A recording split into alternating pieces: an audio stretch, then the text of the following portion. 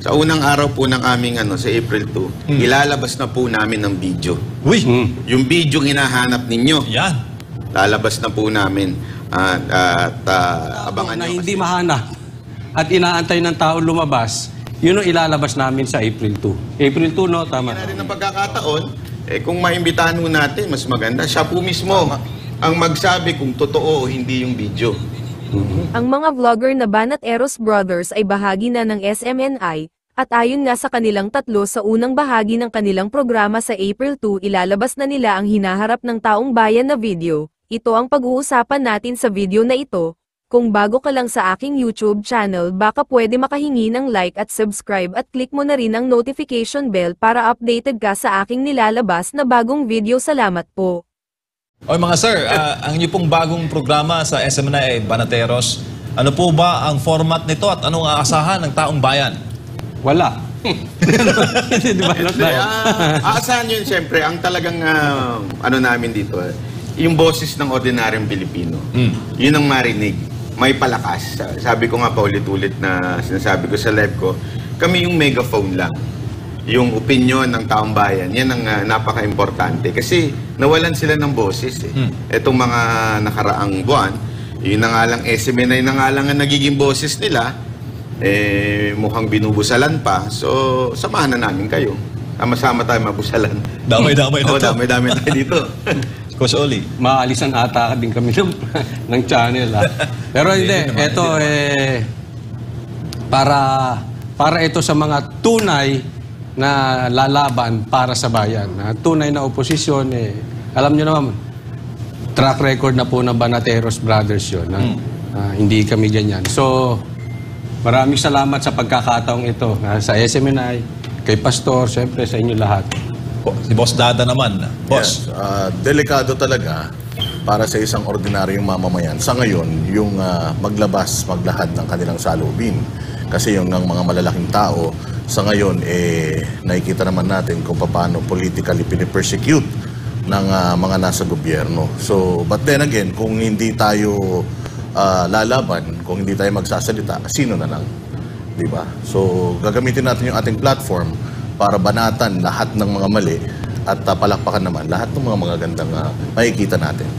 At sa format ba na yung programa, magkaroon din po ba kayo ng mga interview, Sir Banatbay? Oo, meron. So, marami. Sa unang araw po ng aming sa April 2, ilalabas na po namin ng video. Uy! Yung video hinahanap ninyo, Yan. lalabas na po namin. Abangan nyo kasi marami din po kami i-guest. At mayroon kahit yung mga ibang vloggers, i-guest namin dito. Para, kasi nga dati kasi di ba merong gap between mainstream media and the vloggers. May gap yan Pero ngayon, ilalapit natin sa mainstream ang mga vloggers para din mas marinig pa itong mga vloggers. Yaman at nababanggit po ninyo yung salitang vloggers. Marami po ang nagsasabi ngayon na pinapantay ninyo ang political landscape, lalo na sa pagdadala ng impormasyon dahil sa media, limitado ang framing ng mga balita. Isa inyo, free speech, Coach Oli. Balikan ko lang yung sinabi ni Banat Bay tungkol doon sa yung unang gabi namin, yung magiging guest namin. Yung mga nakatago na hindi mahanap at inaantay ng tao lumabas, yun ang ilalabas namin sa April 2. April 2, no? Tama. So, antayan nyo po yun. Maganda yun. At saka si Boss Dada mukhang excited na itong bumanat Oo. Hindi, actually, magpapakabait naman tayo syempre dahil dala na natin sa ngayon ang SMNI. Kaya abangan nila dahil sigurado ako na masaya talaga ito. Makaka-relate ang lahat ng mga masang Pilipino dito sa ating bagong palatuntunan sa SMNI. Ako naman ang magtatanong sa'yo. Handa na ba kayo? Ito na. Handa na ba ang SMNI? Handa na madagdagan ng kaso. Ay, basta tayo mga partner, sa katotohanan tayo. Ayan. Bibigyan natin sila ng fair play sa Banateros. Paano ba natin pinipili yung mga guest? Marami nagtatanong dito. Paano daw ninyo siniselect ang mga guest na pagpapasalitain po ninyo? May nabanggit ng paunang pahayag si Coach Ole. Yung mga nagtatago. Wala kaming pipiliin para sa akin. Kahit si... Kabati namin, hindi namin kabati, welcome kayo. Basta, Actually, inaayayahan nga natin, gusto po namin ma-interview si Presidente Bongbong Marcos. yun. Para ho, maganda, magkaliwanagan ho tayo, di ba? Kung Oo. ano ba talaga ang system na nangyayari sa bayan Diretsahan. natin. Kung welcome po, anyway, welcome naman siya mula noon di ba? Kayo nga lang ang nagbigay ng pagkakataon sa kanya noon. Di ko nga alam ba't parang nakalimutan So, bibigyan natin ng pagkakataon, kung maimbitahan ho natin, mas maganda. Siya po mismo ang magsabi kung totoo o hindi yung video. O, di ba? Maganda yun.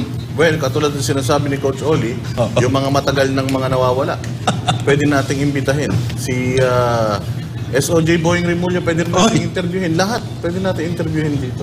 So, at least, di ba? Mas para masaya. Coach Oli, Ako may gusto kong, sasabihin ka. gusto kong, naku, ito na mga Banateros, Ito na, nagdadaldal. ito na.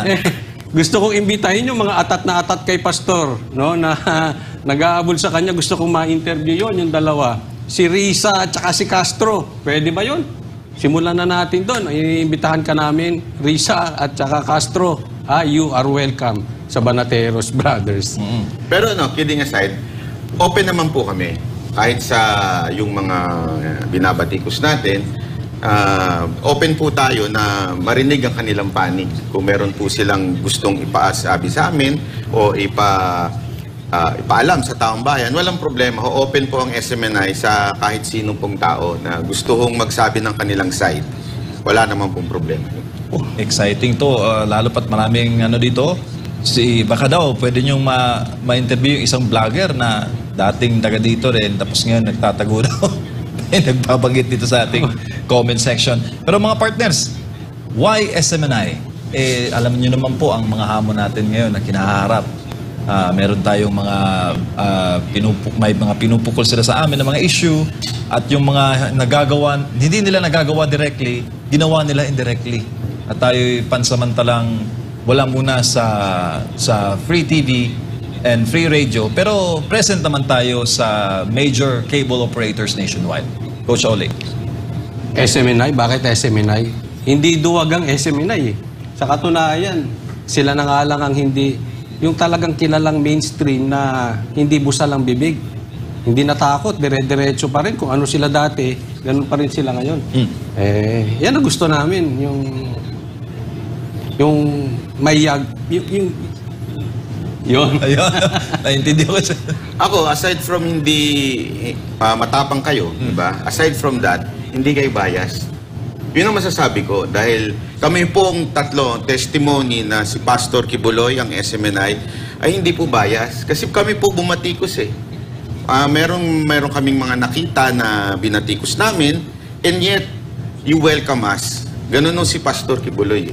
Di ba? Na kahit hindi sa kanya pumapabor, welcome pagka ito ay merong gustong ipaglaban sa bayan. Kaya nga, alam nyo, nung una nating nakausap si Pastor Kibuloy, di ba, kinwento ko yan Sinabi niya na yun ang gusto ko sa'yo, hindi ka bias. At nakakatuwa kasi, yun din naman ang nagustuhan namin sa SMNI. Talagang hindi kayo bias, talagang patas kayo sa lahat. Boss Dada? At syempre, aside from that, dugtungan ko lang, yung proud ng Banateros dahil alam naman natin ng ating mahal na dating Pangulong Duterte ay ito ang kanyang platform sa kanyang mga paglalahad ng kanyang mga saloobin patungkol sa mga nagaganap sa bayan. Mailinya ang Banateros sa mga ganitong klase ng personalidad, kala Sal Panelo, kala Harry Roque, and so on and so forth. Napakalaking karangalan yan para sa akin. Yaman lang at nandito na tayong tatlo. Ano bang tingin niyo sa ating administrasyon ngayon, mga sir? Magdadalawang taon pa lang tayo. Mukhang naiiba ang ating tahak. Banat Bay? Tinuruan kasi kami ng tatay namin, pag walang magandang sasabihin, wag na lang magsalita. Ganun ba yan? So, yun na lang. Hindi, alam nyo, wala talaga magandang sasabihin. Kaya wala akong masabi sa administrasyon na to. Wag na, baka madagdagan pa kayo ng kaso. I-reserve na natin. I-reserve na natin. April 2. Pakakaabangan. At may mga nagpapatanong din dito, mananatili ba ang pagiging critical ninyo sa lahat ng mga isyong sa tingin ninyo ay dapat punahin at dapat banatan? At tatanggap din po ba kayo ng mga comment? Magbabasa din daw po ba kayo ng mga comment on live? Yes.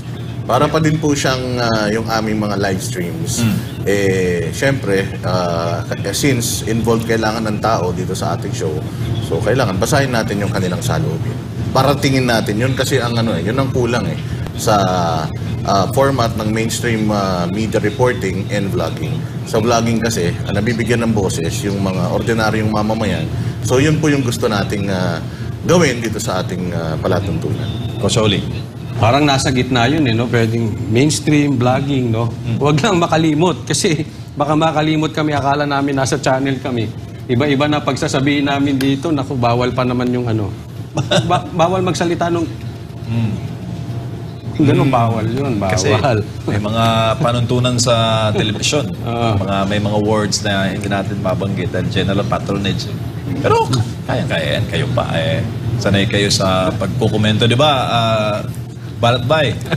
Oo nga, binabati nga po natin yung chairman ng MPRCB. Hello po. Magandang gabi po sa inyo.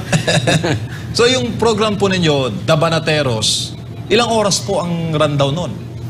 For now, 1 hour. 1 hour. Mukhang bitinsan yung tatlo syempre. Pero syempre, magkakaroon naman ng progression yan, definitely. Papayagan nyo ba kami mag-extend?